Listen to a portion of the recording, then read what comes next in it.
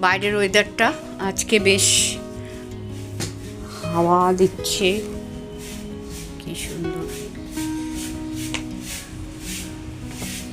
গোলাপের পাতাগুলো, লাল লাল পাতাগুলো একটুখানি, নতুন লাল পাতাগুলো না, এই যে পুরনো হয়ে গেছে পাতাগুলো কেটে দিতে হবে।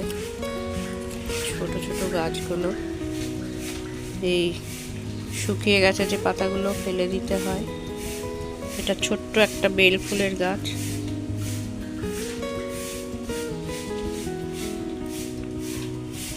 এই অ্যালোভেরাটা কত বড় হয়েছে, এই যে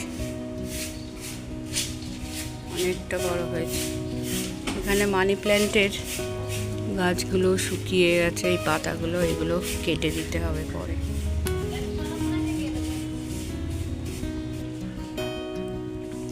এবার রান্নাঘরের দিকে চলে যাচ্ছি। কত হাওয়া দিতে, দেখো জানলা পর্দাটা উঠছে। আর এখনো তো সেভাবে সকাল হয়নি আমাদের ঘরের ভিতরটা।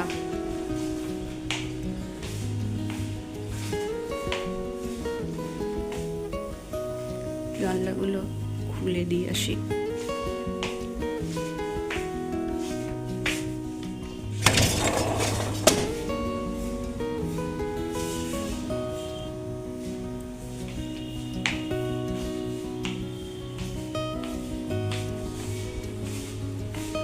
এবারে একটু আজকে ইচ্ছা আছে ভেটকি মাছের ভাপা করব। ভাপাটার জন্য আমি একটু পোস্ত বার করে নিই। এটা আমার একটা ছোট্ট একটা বক্সের ভেতরে আমি মশলাপাতিগুলো রেখে দিই। পোস্ত, সর্ষে বার করে নিয়েছি। একটু কাঁচা লঙ্কা নেব, কাঁচা লঙ্কা একটু বার করে নিই।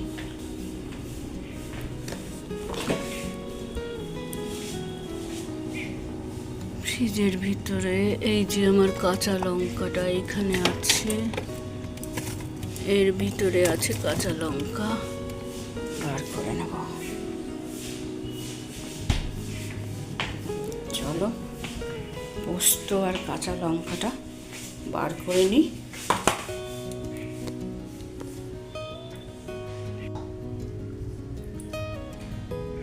রসুনগুলো গরম জলে ভিজিয়ে রাখা আছে।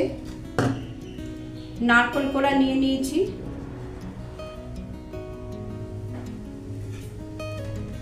সর্ষে, পোস্ত, কাঁচা লঙ্কা আর নারকেল কোড়া, এইগুলো একসাথে বেটে নেব।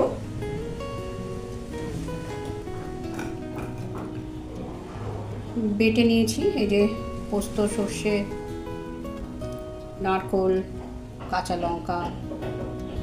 আর তখন দেখাতে ভুলে গেছি যে টক দই একটু ফেটিয়ে নেব একটুখানি। খুব ভালো করে ফেটিয়ে নিতে হয়, খুব ভালো করে, কোনো যেন লাম না থাকে আর কি, সেভাবে ফেটিয়ে নিতে। এটাই মাছে মাখাবো, সব শুধু একসাথে মাখাবো।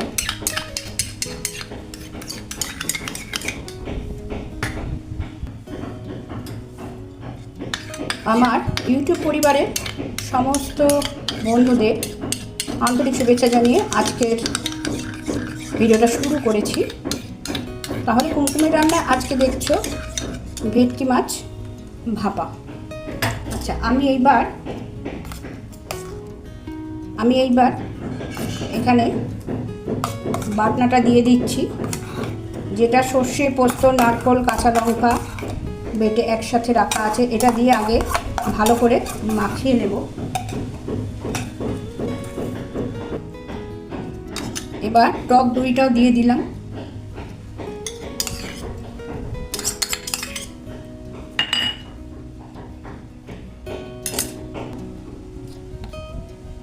দিয়ে দিচ্ছি সামান্য হলুদ।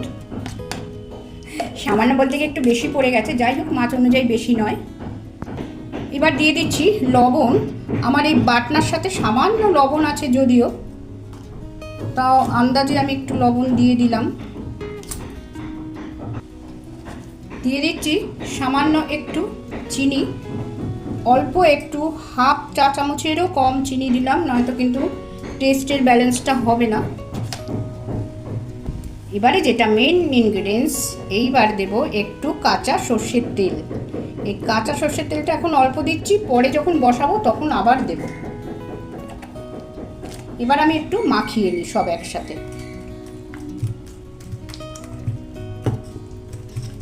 মাখিয়ে আমি মিনিট 5-10 রেখে দেব।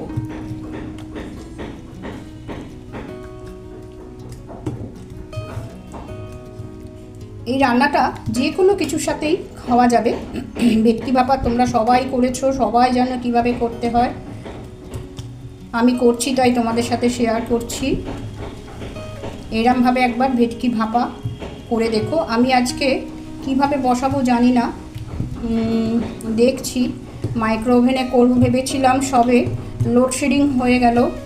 সত্যি জ্বালার শেষ নেই, সব দিকেই জ্বালা।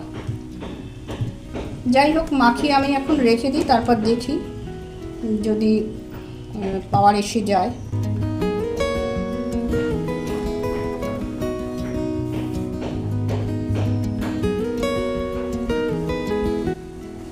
মাছগুলো ম্যারিনেশন করে মিনিট 15 রেখে দিয়েছিলাম, অপেক্ষা করেছিলাম, পাওয়ারটা আসেনি।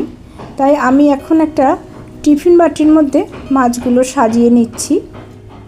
মাছগুলোকে ঠিকভাবে সেট করে নিয়ে আমি আবার ফিরে আসছি, তখন আমি দেখাচ্ছি আমি মাছগুলো নিয়ে কি করব। আমি ভাবছি কড়াতেই করব, তার জন্য আমি এর ভেতরে আমি মাছগুলো নিয়ে নিয়েছি। নিয়ে এই টিফিন কৌটোটা ঢাকা দিয়ে আমি কড়াতে জল বসিয়েছি, সেখানে আমি বসিয়ে দেবো ভাপা করার জন্য। ঢাকা দিয়ে দিয়েছি টিফিন কৌটোটা। এবারে এটা আমি কড়াতে বসিয়ে দেবো।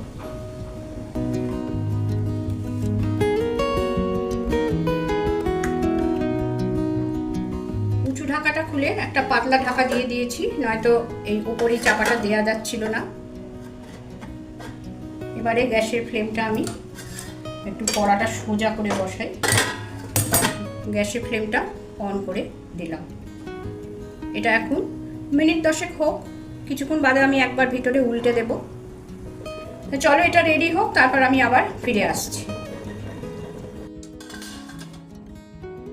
ঠিক 10টা মিনিট আমি রেখেছিলাম। এবার আমি ঢাকাটা খুলে একবার একটু চেক করে নেব।